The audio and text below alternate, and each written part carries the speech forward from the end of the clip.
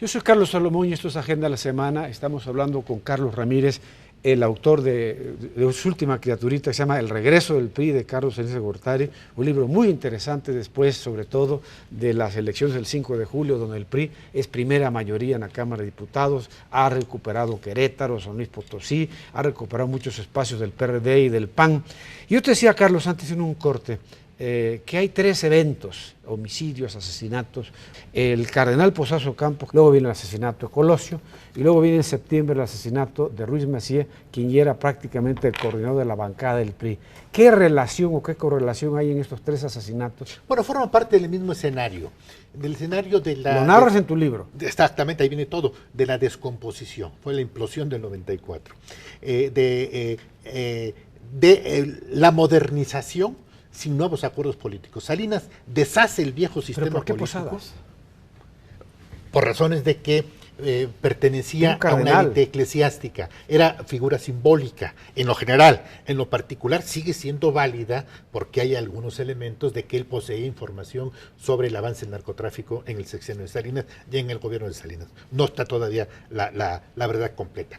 Mayo de 93 asesinan al cardenal Posadas y de ahí viene toda la descomposición. Octubre más o menos descubren unos cadáveres de militares no solamente asesinados sino quemados, prácticamente hechos cenizas, que fueron hechos por la guerrilla.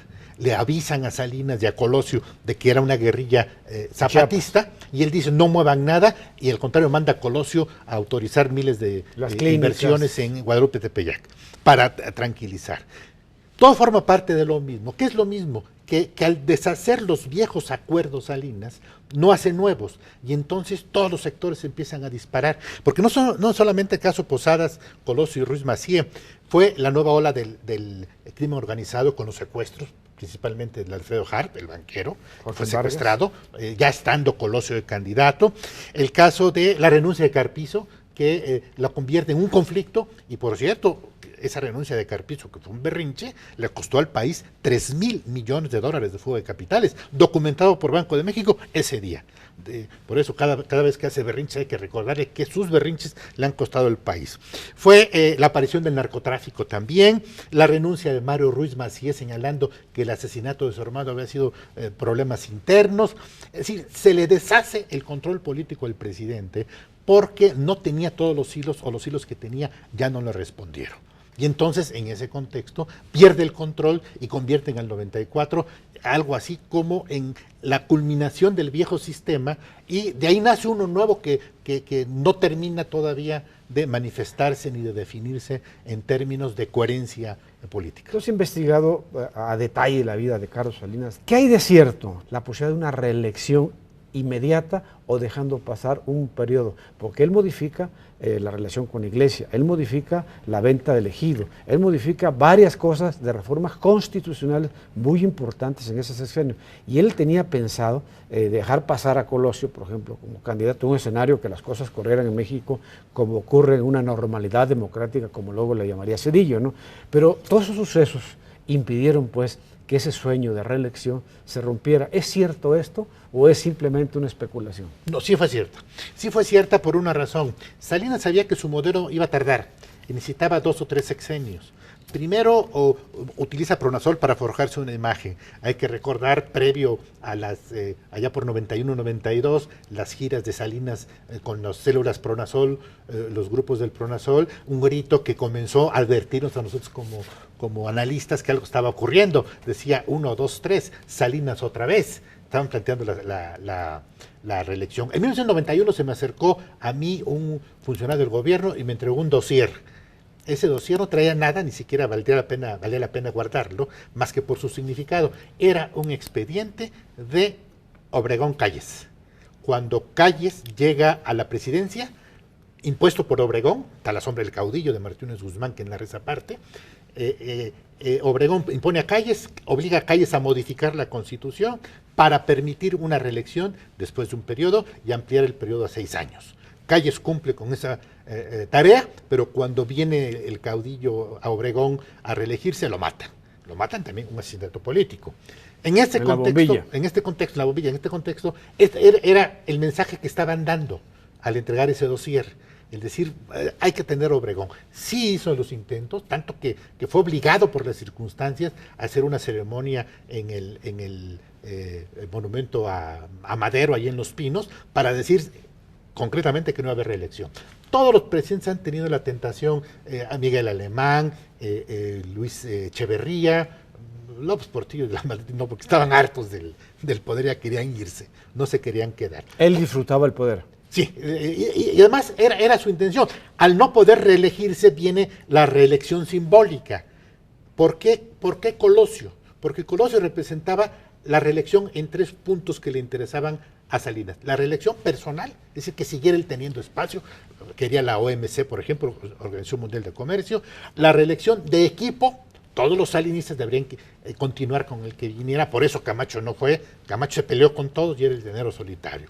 Y tercero, la reelección de proyecto, que tenían que cumplir con el mantenimiento del proyecto. Por eso Salinas se preocupó y vino el choque con Colosio, cuando Colosio dijo, no, vamos a retomar el proyecto histórico del PRI. Y vienen los reclamos de decir, ¿por qué estás haciendo algo para lo que no fuiste electo? Hay los intelectuales orgánicos que por ahí mencionan, ¿no?, que piensan que Salinas tuvo 4 años y medio de una gran presidencia que llevó a México, pero que fue un final no feliz. ¿Tú qué opinas de eso? No, claro que esa fue verdad.